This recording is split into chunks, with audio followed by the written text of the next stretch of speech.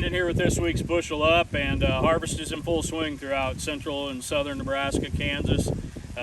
Finally getting to see some of the fruits of our labor. I know some of the early dryland stuff, dryland corners, been a little rough.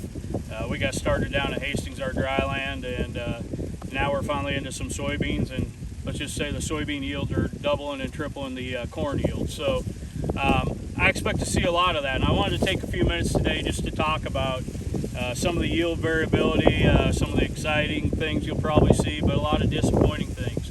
And when we get in a hot, dry year, we tend to see a lot of things magnified.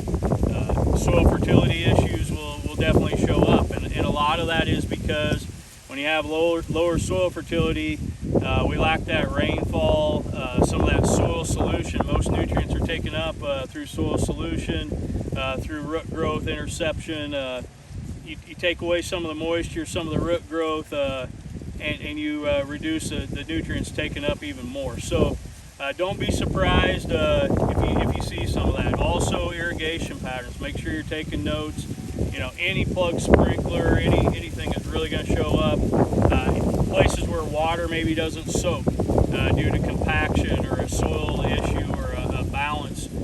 Those things are going to show up and make you really wonder, well, why are the yields so poor here when they were so good somewhere else? So be aware of that. We really needed water to soak this year if we had a lot of runoff, or we didn't have that deep soil moisture profile to start the year. And so if we weren't getting a good soak and we started out the year behind, we're really going to see some issues maybe show up that you weren't expecting. So, hopefully you're seeing more good than bad, but we know there's going to be a mixed bag. A couple other things, as soon as the combines roll, we want to get the grit soil sampling, be following that combine. We never know what Mother Nature's going to give us as far as a window here to get fall work done. We've also got the dry spreaders running, so take time. I know a lot of you like to get drilled in and focused on harvest and want to wait till you're finished, but be communicating with us throughout harvest on your progress.